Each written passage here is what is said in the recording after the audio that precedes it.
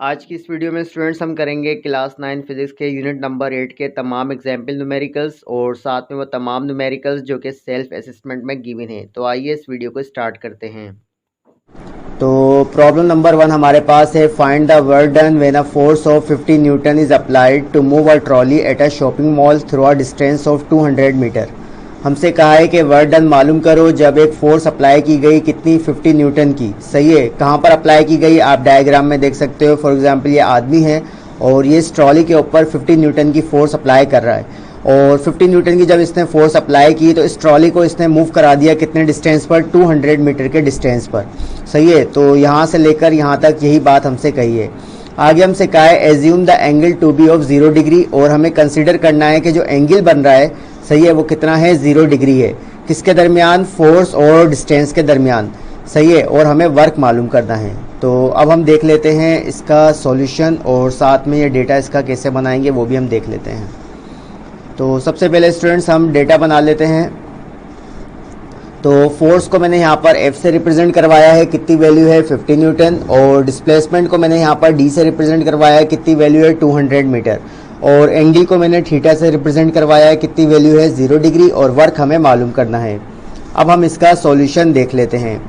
तो इस प्रॉब्लम को सॉल्व करने के लिए हम वर्क का फार्मूला यूज़ करेंगे, W is equal to F D cos theta. सही है, F की वैल्यू मैंने पुट की 50, D की वैल्यू मैंने पुट की 200, कोस मैंने एज इट इज रखा और थीटा की जगह वैल्यू मैंने पुट की क्या, 0।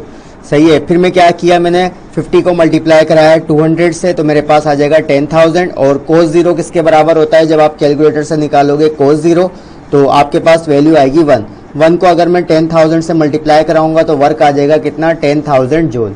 तो यही इसका आंसर है। अब हम देख लेते हैं students problem number 2, a ball of मास 400 ग्राम। एक बॉल है जिसका मास बताया है कितना है, 400 gram, strikes the wall of velocity 4 metre पर सेकंड, और वो बॉल जिसका मास 400 ग्राम है वो एक वॉल से जाकर टकराती है किस वेलोसिटी से, 4 मीटर पर सेकंड की वेलोसिटी के साथ। आगे हमसे कहा है how much is the kinetic energy of the ball at the time it strikes the wall. तो काइनेटिक एनर्जी क्या होगी बॉल की जब ये टकराई थी वॉल से। तो काइनेटिक एनर्जी हम कहते हैं एनर्जी ड्यू टू मोशन, क्योंकि बॉल हमारी मोशन की हालत में है लिहाजा इसमें होगी काइनेटिक एनर्जी जो कि हमें मालूम करनी है। तो सबसे पहले हम इसका डेटा बना लेते हैं। तो स्टूडेंट्स यहाँ पर मास को मैंने m से रिप्रेजेंट करवाया है, कितनी वैल्यू है 400 ग्राम। ग्राम को किलोग्राम में लाने के लिए क्या करेंगे, 400 को डिवाइड कर देंगे 1000 से तो मेरे पास वैल्यू आ जाएगी कितनी, 0.4 kg, यानी उस बॉल का मास किलोग्राम में कितना होगा, 0.4 kg। वेलोसिटी को मैंने v से रिप्रेजेंट करवाया है, कितनी वैल्यू है 4 मीटर पर सेकंड। काइनेटिक एनर्जी मुझे मालूम करनी है। अब हम इसका सॉल्यूशन देख लेते हैं।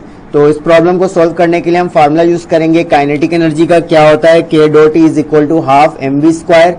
K डॉट E हमने एज इट इज रखा, 1 को अगर मैं 2 से डिवाइड कराऊंगा तो क्या आएगा 0.5, m की वैल्यू मैंने पुट की 0.4, मल्टीप्लाई की साइन लगाई, v का स्क्वायर मतलब v की वैल्यू क्या है 4, तो क्या हो जाएगा 4 का स्क्वायर।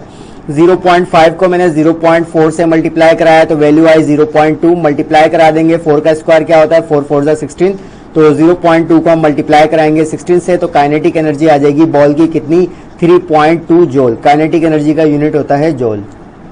तो यही इसका आंसर है। अब स्टूडेंट्स हम देख लेते हैं प्रॉब्लम नंबर 3। प्रॉब्लम नंबर 3 क्या है, a ball of mass 50 gram is raised to a height of 7 metre from the ground. हमसे कहा है कि एक बॉल है जिसका मास है कितना 50 ग्राम और उसको कितनी हाइट पर ले जाया गया, ग्राउंड से 7 मीटर की हाइट पर ले जाया गया। Calculate its gravitational potential energy, और हमें पोटेंशियल एनर्जी मालूम करनी है उस बॉल की। तो पोटेंशियल एनर्जी होती है ड्यू टू पोजीशन, क्योंकि बॉल को एक सर्टेन हाइट पर ले जाया गया है तो इसका मतलब बॉल के अंदर क्या होगी, पोटेंशियल एनर्जी होगी। तो सबसे पहले हम इसका डेटा बना लेते हैं। तो स्टूडेंट्स यहाँ पर बॉल के मास को मैंने स्मॉल m से रिप्रेजेंट करवाया है, कितनी वैल्यू है 50 ग्राम। ग्राम को किलोग्राम में लाने के लिए क्या करेंगे, 50 को डिवाइड कर देंगे 1000 से तो वैल्यू आ जाएगी 0.05 kg। सही है, हाइट को मैंने यहाँ पर h से रिप्रेजेंट करवाया है, कितनी वैल्यू है 7 मीटर, और ग्रेविटी की वैल्यू मेरे पास कितनी है 10 मीटर पर सेकेंड स्क्वायर। सही है, आप 9.8 भी रख सकते हो। तो पोटेंशियल एनर्जी मुझे मालूम करनी है। तो सॉल्यूशन देख लेते हैं। इस प्रॉब्लम को सॉल्व करने के लिए हम फार्मूला यूज करेंगे पोटेंशियल एनर्जी का। क्या होता है, mgh। m की वैल्यू मैंने पुट की 0.05, g की वैल्यू मैंने पुट की 10 और h की वैल्यू मैंने पुट की 7। तो इन तीनों वैल्यूज को आपस में मल्टीप्लाई कराएंगे तो पोटेंशियल एनर्जी आ जाएगी बॉल की कितनी, 3.5 जूल। तो यही इसका आंसर है। Problem number 4, calculate the power of a machine. हमसे कहा है कि एक मशीन है, उसकी पावर हमें मालूम करनी है। If the machine performs 900 joules of work in 30 minutes, अगर मशीन 900 जूल का वर्क करती है 30 मिनट में, तो डेटा बना लेते हैं हम इसका। वर्क को मैंने यहाँ पर W से रिप्रेजेंट कराया है, यानी एनर्जी क्योंकि वर्क होती है तो एनर्जी को मैंने यहाँ पर W से रिप्रेजेंट कराया है। कितनी वैल्यू है, 900 जूल। सही है। टाइम मेरे पास कितना है, 30 मिनट्स। मिनट्स को सेकंड में लाने के लिए क्या करेंगे, 1 मिनट में 60 सेकंड होते हैं, तो 30 को मल्टीप्लाई कर देंगे 60 से, तो 6 3 हो गया हमारे पास 18 और 2 0 लगाएंगे तो क्या आ जाएगा, टाइम सेकंड में 1800 सेकंड। पावर हमें मालूम कर दी है। सॉल्यूशन देख लेते हैं। इस प्रॉब्लम को सॉल्व करने के लिए हम पावर का फार्मूला यूज करेंगे, वर्क अपॉन टाइम। वर्क की वैल्यू कितनी है, 900, टाइम की वैल्यू कितनी है, 1800। 900 को 1800 से डिवाइड करेंगे तो पावर आ जाएगी 0.5 वाट। तो यही इसका आंसर है। अब स्टूडेंट्स हम कर लेते हैं प्रॉब्लम नंबर 5, और प्रॉब्लम नंबर 5 हमारा सेल्फ असेसमेंट का न्यूमेरिकल है। क्या है वो देख लेते हैं। A car of mass 50 kg, एक कार है जिसका मास है 50 kg, moving with velocity 10 metre पर सेकंड, और वो कार 10 मीटर पर सेकंड की वेलोसिटी से मूव कर रही है in the direction of force, force की डायरेक्शन में। कैलकुलेट इट्स काइनेटिक एनर्जी, तो हमें कार की काइनेटिक एनर्जी मालूम करनी है। तो डेटा बना लेते हैं। मास को मैंने यहाँ पर m से रिप्रेजेंट करवाया है, कितनी वैल्यू है, 50 kg।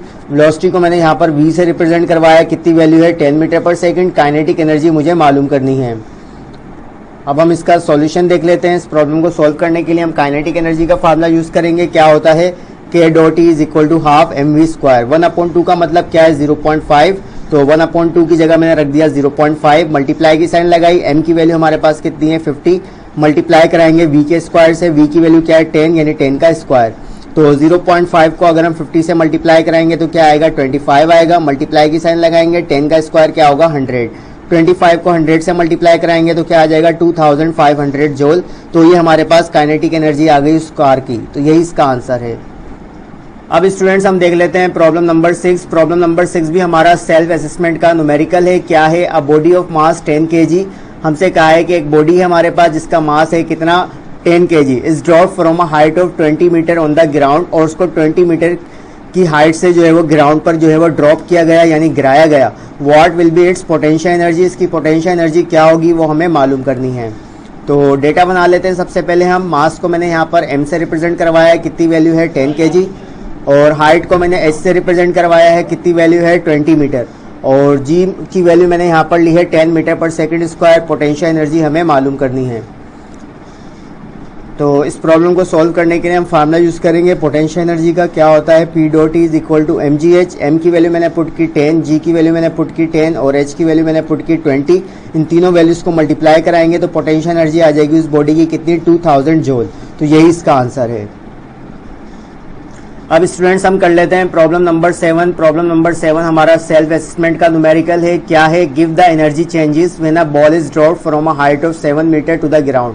हमसे कहा है कि एनर्जी जो है वो हमें मालूम करनी है। अगर एक बॉल जो है वो 7 मीटर की हाइट से ग्राउंड पर गिरती है तो इसका मतलब पोटेंशियल एनर्जी हमें मालूम करनी है। तो डेटा बना लेते हैं स्टूडेंट्स। क्योंकि यहाँ पर हमें बॉल का मास नहीं बताया तो मैं यहाँ पर बॉल का मास कंसीडर कर लेता हूँ 1 kg। हाइट मेरे पास कितनी है, 7 मीटर। ग्रेविटी की वैल्यू कितनी है, 10 मीटर पर सेकंड स्क्वायर, और पोटेंशियल एनर्जी मुझे मालूम करनी है। तो पोटेंशियल एनर्जी का फार्मूला लगा देते हैं, mgh। m की वैल्यू कितनी ली मैंने, 1, g की वैल्यू 10, h की वैल्यू 7। तो 10 को 7 से मल्टीप्लाई कराएंगे तो पोटेंशियल एनर्जी आ जाएगी बॉल की कितनी, 70 जूल। तो यही इसका आंसर है। अब स्टूडेंट्स हम देख लेते हैं प्रॉब्लम नंबर 8। क्या है, a man pushes a car 18 metre with a force of 2 newton in 4 second. हमसे कहा है कि एक आदमी है जो कि एक कार को पुश करता है 2 न्यूटन की फोर्स लगाकर 4 सेकंड में, और जब उसने कार को पुश किया तो कार ने कितना डिस्टेंस कवर कर लिया, 18 मीटर डिस्टेंस जो है वो कवर किया। हमसे कहा calculate the power of the man, man की पावर मालूम करें। तो डेटा बना लेते हैं। सबसे पहले डिस्टेंस को मैंने यहाँ पर d से रिप्रेजेंट करवाया है, कितनी वैल्यू है, 18 मीटर। फोर्स को मैंने f से रिप्रेजेंट करवाया है, कितनी वैल्यू है, 2 न्यूटन। टाइम को t से रिप्रेजेंट करवाया है, कितनी वैल्यू है, 4 सेकंड। पावर हमें मालूम करनी है। तो सॉल्यूशन देख लेते हैं। इस प्रॉब्लम को सॉल्व करने के लिए हम पावर का फार्मूला यूज करेंगे, वर्क अपॉन टाइम। लेकिन हमारे पास वर्क की वैल्यू नहीं है, लेकिन हमें ये बात पता है कि वर्क बराबर होता है f मल्टीप्लाई बाय डी के। तो f की वैल्यू मैंने पुट की 2, d की वैल्यू मैंने पुट की 18, डिवाइड की साइन लगाई, और t की वैल्यू मैंने पुट की 4। सही है, इसको आप सोल्व करना है। 18 टू 36, 36 को डिवाइड करोगे 4 से तो पावर आ जाएगी 9 वॉट। तो यही इसका आंसर है। तो स्टूडेंट्स, वीडियो के अंदर जितने भी न्यूमेरिकल्स थे हमारे पास, एग्जाम्पल न्यूमेरिकल्स और सेल्फ असेसमेंट न्यूमेरिकल्स, वो हमने कर लिए। आज की इस वीडियो में इतना ही, फिर मिलेंगे। अल्लाह हाफिज़।